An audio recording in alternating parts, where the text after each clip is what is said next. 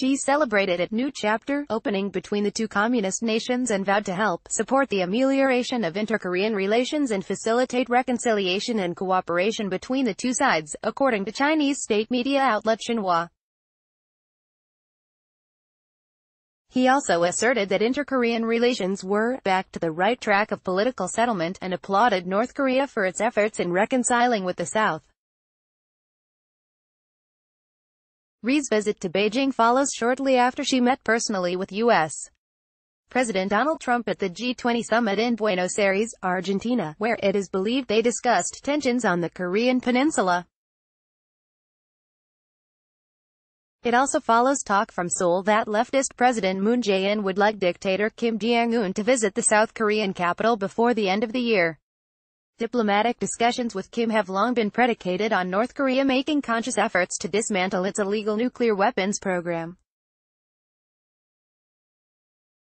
While the Kim regime has not tested any nuclear weapons since 2017, various reports using satellite images of North Korean military sites suggest that the dictatorship continues to invest heavily in weapons technology that could be used to attack South Korea, Japan, or the United States.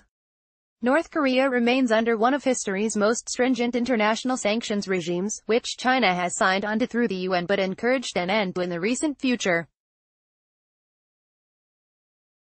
The Xinhua report does not mention Xi making any overt statements regarding the North Korean military or the sanctions, instead issuing unspecific remarks about supporting North Korea's will to find a development path suited to its national conditions under the leadership of Kim. Ri, Xinhua adds, insisted that the Kim regime is committed to denuclearization on the entire Korean peninsula, a phrase the North has used in the past to mean the removal of U.S. troops, and is ready to keep close communication and coordination with China over peace and stability on the peninsula and in the region. The Chinese Foreign Ministry offered more details about Ri's remarks during another discussion with Chinese Foreign Minister Wang Yi. Foreign Minister Ri Yong-ho also said that the DPRK, North Korea, sticks to the position of realizing the denuclearization of the peninsula and upholding peace and stability on the peninsula. Spokesman Zhang Shuang told reporters at the ministry's regular press briefing. He hopes that the DPRK and the U.S. can establish necessary mutual trust and earnestly meet each other halfway. Zhang quoted Wang as celebrating the momentum for détente in Korea. China hopes that the DPRK and the U.S. can maintain dialogue, address each other's concerns in a balanced way and achieve the goals set in the DPRK-U.S. joint statement, Zhang said. China also supports the DPRK and the ROC in enhancing exchanges and interactions and advancing reconciliation and cooperation. Ri arrived in China Thursday for a trip expected to last 4 days, according to China's Global Times.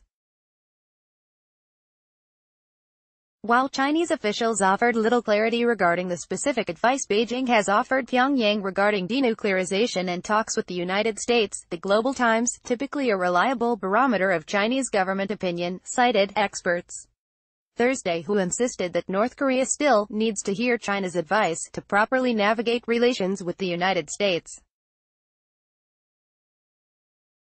China and the U.S. share common interests on the denuclearization of the peninsula, and even if China-U.S. ties were intense a few months ago, cooperation and communications over the peninsula issue have never stopped. Wang Junsheng of the East Asian Studies at the Chinese Academy of Social Sciences told the newspaper.